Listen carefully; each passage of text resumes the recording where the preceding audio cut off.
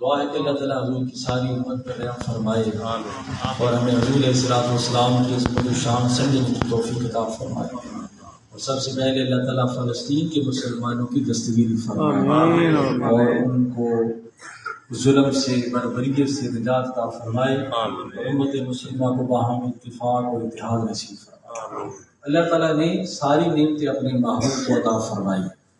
اعلیٰ حضرت عظیم البرکت حضرت شاہ احمد رضا بریلوی رحمۃ اللہ علیہ آپ ارشاد فرماتے ہیں کہ اِنَّا أَعْطَيْنَاكَ الْكَوْثَرَ ساری کثرت پاتے گی کہ اللہ تعالیٰ نے اتنی نعمتیں عطا فرمائی ہیں کہ کوثر بھی آپ کو عطا فرما دی۔ اِنَّا أَعْطَيْنَاكَ الْكَوْثَرَ ساری کثرت پاتے ہی ہیں، وہ ہے موتی یہ ہے قاسم، دیتا وہ ہے دلاتے یہ ہے۔ تو اللہ تعالیٰ دیتا ہے اور حضور تقسیم فرماتے ہیں، اللہ تعالیٰ عطا فرماتا ہے، حضور قاسم تقسیم فرمانے والے۔ تو فرمایا کہ اللہ تعالیٰ نے آپ کو شان کوثر عطا فرمائی ہے۔ حضرت جابر رضی اللہ تعالیٰ عنہ آپ ارشاد فرماتے ہیں حضور نے کبھی لا نہیں فرمایا۔ لا وہ فرماتا ہے کہ جس کے پاس کچھ نہ ہو یا کچھ ہو یا کچھ نہ ہو۔ حضور علیہ الصلوۃ والسلام نے سوائے کلمہ توحید کے لا الہ الا اللہ محمد رسول اللہ، یہ جو لا ہے، اس کے علاوہ سرکار نے کبھی کسی مانگنے والے کے سامنے لا نہیں فرمایا کہ میرے پاس ہے۔ اگر کسی نے علم مانگا حضور نے علم عطا فرمایا، کسی نے رزق مانگا رزق عطا فرمایا، کسی نے صحت مانگی صحت عطا فرمایا اللہ کے حکم سے، کسی نے آنکھیں مانگی تو حضور نے آنکھیں جوڑ دی، کسی نے ٹوٹا ہوا بازو صحیح سلامت چاہا تو حضور نے وہ عطا فرمایا۔ فرمایا کہ اے محبوب ہم نے آپ کو ساری نعمتیں عطا فرما کے بھیجا ہے، کوئی ایسی نعمت نہیں جو ہم نے آپ سے لکائی ہو، کیونکہ آپ اللہ کے محبوب بن کر آئے ہیں، رحمت للعالمین بن کر آئے ہیں، حضور اللہ تعالیٰ کی نعمتوں کو تقسیم کرنے والے بن کر آئے۔ تو فرمایا کہ آپ کو اللہ تعالیٰ نے شان کوثر عطا فرمائی، شان کوثر عطا فرمائی ہے، اور یہی جہاں حضور علیہ الصلوۃ والسلام کی ذات کا یہ فیض ہے کہ جو مانگو ملتا ہے، اسی طرح حضور کے ذکر کا بھی یہ فیض ہے کہ جہاں حضور کا ذکر ہوتا ہے وہاں بھی اللہ کی رحمتیں برستی ہیں۔ یہ ہم اس لیے بیٹھے ہیں کہ حضور کا ذکر کریں، حضور کا میلاد پڑھیں، حضور کی عظمت و شان بیان کریں۔ حضور علیہ الصلوۃ والسلام کے صحابہ کرام ایک دفعہ تشریف فرما تھے تو حضور علیہ الصلوۃ والسلام کے پاس سے گزرے، آپ نے پوچھا میرے صحابہ کیا کر رہے ہیں؟ تو عرض کی یا رسول اللہ، اللہ تعالیٰ نے آپ کو ہم میں مبعوث فرمایا، آپ کو ہمیں آپ کا امتی بنایا، تو اس بات کا شکر ادا کرنے کے لیے ہم سب یہاں جمع ہیں۔ یعنی اللہ کا شکر ادا کریں کہ اللہ تعالیٰ نے ہمیں آپ کا امتی بنایا ہے اور آپ کی امت میں ہم شامل ہوئے ہیں، تو اس کا شکر ادا کرنے کے لیے ہم آپ کا ذکر کر رہے ہیں، اللہ کا شکر ادا کریں۔ یہ حضور علیہ الصلوۃ والسلام کے میلاد پاک یا آپ کی سیرت پاک یا آپ کی عظمت و کمال کے حوالے سے بیٹھنا، یہ اصل میں اللہ تعالیٰ کا شکر ادا کرنا ہے کہ ہم اللہ کا شکر ادا کرتے ہیں جس نے ہمیں حضور نبی پاک صلی اللہ علیہ وآلہ وسلم کا امتی بنایا ہے، کیونکہ یہ وہ امت ہے جس کے بارے میں اللہ تعالیٰ نے ارشاد فرمایا تم خیر امت اخرجت للناس، کہ اے محبوب آپ کی امت سب امتوں سے بہترین امت ہے، سب امتوں سے اعلیٰ امت ہے۔ اس کی وجہ کیا ہے کہ ہمارے آقا و مولا سب سے اعلیٰ ہے، سب سے اعلیٰ رسول ہے، سب سے اعلیٰ نبی ہے۔ اعلیٰ حضرت اس لیے فرمایا تھا سب سے اولا والا ہمارا نبی، سب سے بالا والا ہمارا نبی، سبحان۔ تو اس نسبت کی وجہ سے یہ امت بھی اعلیٰ ہو گئی، اس نسبت کی وجہ سے یہ امت کو یہ مقام اور مرتبہ مل گیا۔ اس لیے حضور نبی پاک صلی اللہ علیہ وآلہ وسلم نے ارشاد فرمایا کہ قیامت کے دن اہل جنت کی 120 صفیں ہوں گی۔ کتنی صفیں ہوں گی؟ 120 صفیں ہوں گی، ان میں 80 صفیں امت محمدیہ کی ہوں گی، سبحان اللہ، جو جنت میں جائیں گی۔ باقی جو 40 صفیں ہیں وہ باقی انبیاء اور رسل اعظام کی ہوں گی۔ فرمایا جب میری امت آئے گی تو افق بھر جائے گا، شمال جنوب مشرق و مغرب ہر طرف حضور کے غلام اکٹھے ہو جائیں گے اور کلمہ توحید کلمہ رسالت پڑھتے ہوئے اللہ تعالیٰ کے حکم سے جنت پہ جائیں گے۔ 80 صفیں یہ حضور کے غلاموں کی ہیں۔ تو کیوں نہ ہم فخر کریں اس بات پر، کیوں نہ ہم اس بات کا شکریہ ادا کریں کہ کہ جس نے ہم پر یہ کرم فرمایا ہے، مہربانی فرمائی ہے۔ حضرت عمر فاروق رضی اللہ تعالیٰ یہ نا وہ نہ ہو تو کچھ نہ ہو، حضور کی ذات نہ ہوتی تو کچھ نہ ہوتا، حضور کی نسبت نہ ہو تو ہم کچھ بھی نہیں ہیں۔ اپنے اوپر سے ایک دفعہ یہ لیبل ہٹا کے جو دکھائیں، ہماری کوئی حیثیت نہیں، جس طرح دوسرے ہیں پھر وہ بن جائیں گے۔ یہ حضور کی نسبت ہے کہ ہمیں قرآن ملا ہے، ایمان ملا ہے، برکتیں ملی ہیں۔ یہ آگے علیحدہ بات ہے کہ ہم حضور کی تعلیمات پر عمل کرتے ہیں یا نہیں کرتے، لیکن جو کچھ ملا ہے سرکار کی وجہ سے ملا ہے، سرکار کی نسبت سے ملا ہے۔ اگر حضور نہ ہوتے تو پتہ نہیں کچھ بھی نہ ہوتا۔ حضرت عمر فاروق رضی اللہ تعالیٰ عنہ آپ ایک دفعہ ایک جنگل میں اپنی خلافت کے زمانے میں رو رہے تھے، تو صحابہ نے پوچھا امیر المومنین آپ کیوں رو رہے ہیں؟ تو آپ نے فرمایا یہ وہ جنگل ہے جہاں میں اپنے باپ خطاب کے اونٹ چرانے کے لیے آتا تھا، اور کبھی ایسا ہوتا کہ میں صحیح طرح سے اونٹ نہیں چرا سکتا، گم ہو جاتے، میرا باپ مجھے ڈانٹتا۔ رو اس لیے رہا ہوں کہ اگر اسی حالت میں دنیا سے چلے جاتے تو ہماری حالت کیا ہوتی؟ اللہ نے ہم پر کرم فرمایا، حضور کا غلام بنا دیا، حضور کی نسبت عطا فرما دی۔ اب 25 لاکھ مربع میل دنیا کے 3 حصے اللہ تعالیٰ نے ہمارے کنٹرول میں کر دیے ہیں، اور وہاں اسلام کا بول بالا ہے۔ یہ کمال ہمارا نہیں، حضور کی نسبت کا کمال ہے۔ تیری نسبت نے سنوارا ہمارا انداز حیات، تیرا گھر نہ ہوتے سبھی دنیا ہوتے۔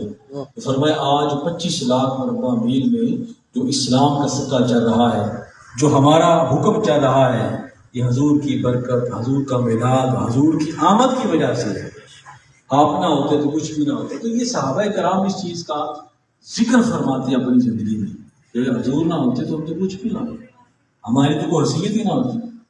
اور اللہ تعالیٰ نے اس چیز کے بارے میں ارشاد فرما دیا ہے کہ میرے آقا مولا، میرے نبی رسول آنے سے پہلے وَإِن كَانُوا مِن قَبْلُ لَفِي ضَلَالٍ مُبِينٍ، کہ تم کھلی گمراہی میں تھے، میرا محبوب آیا تو اس نے سکھایا کہ انسانیت کیا ہوتی ہے، اخلاقیات کیا ہوتی ہے، ماں باپ کی عظمت و شان کیا ہوتی ہے، اساتذہ کرام کی عظمت و شان کیا ہوتی ہے، بہن بھائیوں کی عظمت و شان کیا ہوتی ہے، کس کا کیا مقام ہے، کس کا کیا وقار ہے۔ تو بہرحال موضوع دوسری طرف چلا جائے گا۔ تو اللہ تعالیٰ نے اپنے محبوب کو قاسم بنا کر بھیجا ہے۔ اللہ تعالیٰ نے اپنے محبوب کو تقسیم کرنے والا بنا کر بھیجا ہے۔ جو آیا عطا فرما دیا، جو اللہ تعالیٰ نے عطا کیا آگے تقسیم فرما دیا۔ تو فرمایا حضور علیہ الصلوۃ والسلام، بات چونکہ وقت تھوڑا آتا ہے اس لیے میں چاہتا ہوں کہ چلو ایک دو محبت کی بات جلدی بیان کی جائے۔ حضور علیہ السلام کے پاس ایک دفعہ 10 درہم آئے۔ حضور علیہ السلام نے زندگی میں زکوٰۃ اس لیے ادا نہیں فرمائی کہ آپ نے اپنے پاس رکھا ہی کچھ نہیں، جو آیا تقسیم فرمایا، بلکہ آپ کے پاس آخری لمحات میں کچھ جو کے دانے تھے وہ بھی صدقہ کر دیے، ہر چیز تقسیم فرما دی۔ یہ نبی کا خاصہ ہوتا ہے، وہ اپنے پاس جمع نہیں رکھتے۔ تو فرمایا کہ حضور علیہ السلام کے پاس ایک دفعہ 10 درہم تھے، تو حضور بازار تشریف لے، آپ نے 4 درہم کی ایک چادر لی اور واپس تشریف لا رہے ہیں تو ایک راستے میں صحابی مل گئے، عرض کی یا رسول اللہ یہ چادر مجھے عطا فرما دیں، اللہ تعالیٰ آپ پر اپنی رحمتیں فرمائے۔ حضور علیہ السلام نے وہ چادر ان کو عطا فرمائی، پھر واپس چادر لینے جو 10 درہم تھے 6 درہم رہ گئے، آپ نے پھر دوبارہ 4 درہم کی چادر لی، تو واپس تشریف لا رہے ہیں تو ایک چھوٹی سی بچی رو رہی ہے۔ حضور علیہ السلام نے پوچھا آپ کیوں رو رہی ہیں؟ یا رسول اللہ صلی اللہ علیہ وآلہ وسلم، میرے جو مالک ہیں انہوں نے مجھے 2 درہم دیے تھے بازار میں سودا لینے کے لیے، وہ گم ہو گئے، اس لیے روتی ہوں کہ اگر میں واپس چلی گئی تو میرا مالک مجھے مارے گا، تشدد کرے گا، اس لیے رو رہی ہوں۔ حضور نے 2 درہم جو بچ گئے تھے اس بچی کو عطا فرمایا، لیکن بچی پھر بھی رو رہی ہے۔ آپ نے فرمایا اب رونے کی وجہ کیا ہے؟ تو عرض کی یا رسول اللہ چونکہ میرا مالک سخت ہے اور وہ تو میں لیٹ ہو گئی، اگر مہربانی فرمائیں مجھے گھر تک چھوڑ آئیں تو یہ آپ کا لطف و کرم ہوگا۔ حضور علیہ السلام جب گھر تشریف لے گئے نا تو آپ نے دروازہ کھٹکھٹایا اور اونچی آواز میں سلام کیا. وہ ایک صحابی رسول کا ہے، اونچی آواز میں سلام پیش کیا، اندر سے جواب نہیں آیا. پھر سلام پیش کیا، جواب نہیں آیا. پھر سلام پیش کیا، جواب نہیں آیا. چوتھی دفعہ دروازہ کھل گیا. عرض کی یا رسول اللہ صلی اللہ علیہ وسلم ہم حاضر ہیں. آپ نے فرمایا میں نے 3 دفعہ سلام پیش کیا ہے، سلام لیا ہے، تو آپ نے جواب نہیں دیا. تو انہوں نے عرض کی یا رسول اللہ صلی اللہ علیہ وسلم آپ کی آواز کو کون نہیں پہچانتا؟ پوری کائنات میں ایسی حسین آواز کسی کی ہے ہی نہیں ہے. اللہ. تو یا رسول اللہ ہم چپ اس لیے رہے کہ آپ کا سلام بار بار ہمارے اوپر آتا رہے، بار بار آپ سلام کرتے رہے. تو حضور نے فرمایا کہ بات یہ ہے، مسئلہ یہ ہے کہ یہ بچی تمہارے جو ہے وہ خادمہ ہے، یہ اس کے ساتھ مسئلہ تھا، تو میں اس کو گھر چھوڑنے کے لیے اسے کہنا کچھ نہیں. تب حضور نے جب کرم فرمایا، حضور نے جب مہربانی فرمائی، تو وہ صحابی رسول تھے، حضور کے غلام تھے. یا رسول اللہ کہنا کیا، ہم اسے آپ کی خوشنودی کے لیے اسے آزاد کرتے ہیں. ابھی ہماری خادمہ نہیں ہے، ہم اس کو آزاد کرتے ہیں. اب ایک آزاد عورت ہے. تو حضور علیہ السلام کے پاس جو کچھ ہوتا حضور عطا فرما دیتے، حضور تقسیم فرماتے، اور وہ تقسیم کا سلسلہ آج تک جاری ہے اور قیامت تک جاری ہے، اور قیامت کے بعد تک بھی جاری رہے. یہ نہیں کہ سلسلہ منقطع ہو گیا ہے. حضور آج بھی یہ ہے کہ ہمارا دامن الٹا ہو گیا، ہم نے اپنے جو ہے وہ ترازو اپنا پیمانہ الٹا کر لیا ہے، ورنہ حضور آج بھی عطا فرما رہے ہیں. حضور کے چچا حضرت عباس رضی اللہ تعالیٰ حضور کی بارگاہ میں حاضر ہوئے. حضرت یا رسول اللہ آپ کے پاس جو کچھ ہے وہ مجھے عطا فرمائیں. حضور کے چچا یہ حضور کا بڑا ادب احترام کیا کرتے تھے.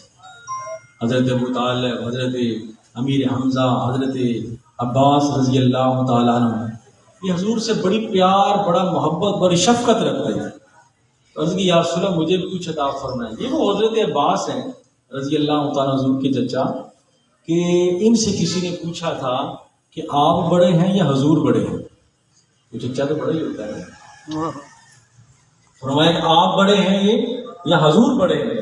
فرمایا بڑے تو وہی ہیں لیکن میں ذرا پہلے پیدا ہو گیا. اتنا ادب تھا، اتنا احترام تھا. اپنے آپ کو بڑا نہیں کہا بلکہ حضور کو بڑا کہا. تو حضور سے بڑی محبت، بڑا پیار فرماتے. حضور کے پاس گئے کہ یا رسول اللہ مجھے بھی کچھ عنایت فرمائے. حضور کے پاس جتنا مال تھا، جتنی چیزیں تھیں، وہ ساری عطا فرمائی، اور اتنی عطا فرما دی کہ حضرت عباس رضی اللہ تعالیٰ عنہ بڑے مضبوط انسان تھے، ان سے اٹھائی نہیں جا رہی تھی. صحابہ کرام فرماتے ہیں ہم نے اندازہ لگایا تو وہ 40,000 درہم کے قریب وہ اشیاء تھے جو سرکار نے کہا. اس لیے آج بھی حضور کا دامن کرم، حضور کی رحمت، حضور کی تقسیم جاری ہے. آج بھی حضور کے وسیلہ پاک سے مانگا جائے تو حضور عطا فرماتے ہیں. ٹھیک ہے نا کہ حضور عطا فرماتے ہیں اب بھی، قیامت کے بعد بھی، ہر لمحہ. اور دیکھیں حضور علیہ السلام کی عطا کیسے نصیب ہوتی ہے. سب سے پہلے یہ چیز ہے کہ کثرت سے حضور پر درود و سلام پڑھا جائے. جب بندہ کثرت سے حضور پر درود و سلام پڑھتا ہے تو حضور کی توجہ نصیب ہوتی ہے، حضور علیہ السلام کی محبت نصیب ہوتی ہے. اور جب حضور کی توجہ اور محبت نصیب ہو جاتی ہے تو پھر کیا ہوتا ہے، جو مانگو حضور کی طرف سے مل جاتا ہے، جو بھی مانگو حضور سے مل جاتا ہے. حضرت ابو ہریرہ رضی اللہ تعالیٰ حضور کی بارگاہ میں حاضر ہوئے. عرض کی یا رسول اللہ جو میں سنتا ہوں مجھے یاد نہیں رہتا، میرا حافظہ کمزور ہو گیا، یاد نہیں رہتا. حضور علیہ السلام نے یہ نہیں فرمایا کہ میں کوئی حافظہ ٹھیک کرنے کے لیے نہیں آیا. آپ نے فرمایا ابو ہریرہ اپنی چادر بچھاؤ. چادر بچھائی، حضور علیہ السلام نے کچھ پڑھا، دعا فرمائی، فرمائی اس چادر کو سینے سے لگا لو. جب سینے سے لگایا تو حضرت ابو ہریرہ فرماتے ہیں اس کے بعد جو میں سنتا تھا میں بھولتا نہیں تھا. سبحان اللہ. ہر چیز مجھے یاد ہو جاتی، حتیٰ کہ جب یہ وصال ہوا نا ان کا تو 5,500 احادیث صرف انہی سے حضور علیہ السلام کی حدیث روایت ہے. جو بھی سنتے یاد ہوتا ہے. کسی نے علم مانگا علم عطا فرما دیا، عمل مانگا عمل عطا فرما دیا. کسی نے کوئی چیز بھی طلب فرمائی، وہاں کسی چیز کا انکار نہیں ہوا. بلکہ ایک موقع پر ایک بدو حضور کی بارگاہ میں حاضر ہوا تو کہنے لگا اے اللہ کے رسول جو اللہ نے آپ کو دیا ہے اس سے مجھے بھی عطا فرمائے. اب اس کا انداز بڑا تلخ تھا، لہجہ بڑا تلخ تھا. حضور کے پاس جتنی بکریاں تھیں، جتنا مال تھا، وہ سارا اس کو عطا فرما دیا. اب جو ہے وہ بدو جا کر کیا کہتا ہے؟ وہ کہتے ہیں اسلموا فإن محمدًا یؤتی. وہ کہتے ہیں لوگوں اسلام لے آؤ کیونکہ محمد صلی اللہ علیہ وآلہ وسلم اتنا عطا کرتے ہیں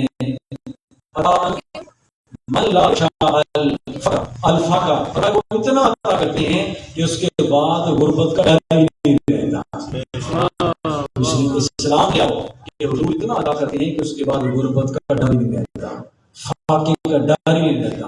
تو فرمایا محبوب نے آپ کو ساری نعمتیں دے کر بھیجا، سارے کمال دے کر بھیجا ہے، ساری برکتیں دے کر بھیجا ہے. حضرت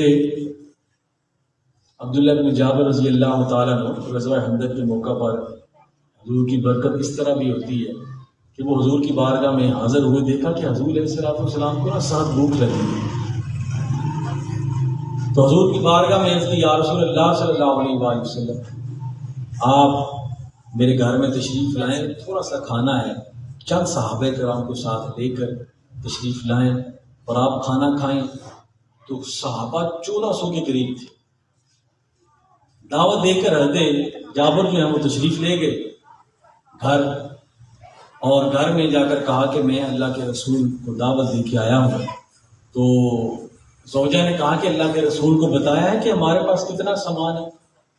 تو حضرت جابر رضی اللہ تعالیٰ بتانے گئے پھر یا رسول اللہ تھوڑا سا سالن ہے، تھوڑی سی روٹیاں ہیں. تو 5-6 صحابہ کرام کو لے کر آپ تشریف لے آئے.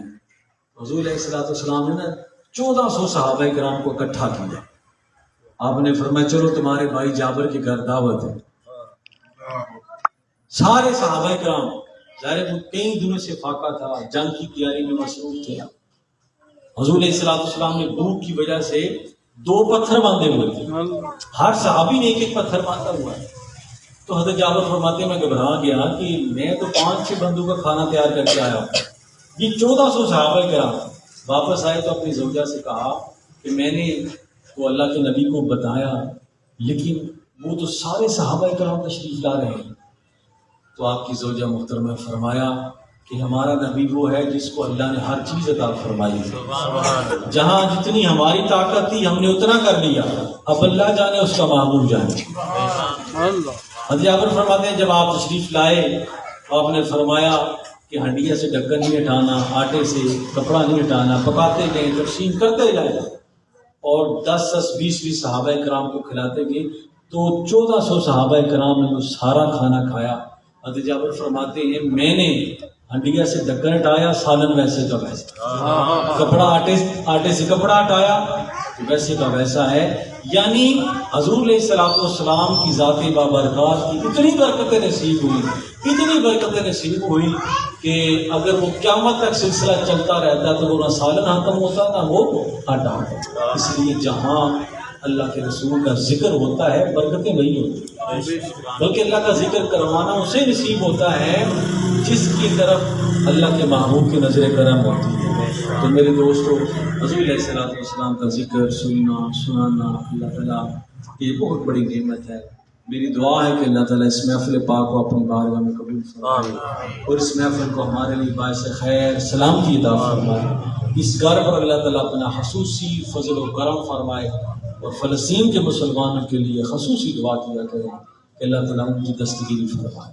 یہ چھوٹے چھوٹے بچے ہیں، چھوٹی خواتین ہیں اور کس طرح وہ ذبح ہو رہے ہیں، تو یہ اللہ تعالیٰ ان کی دستگیری فرمائے. وما علینا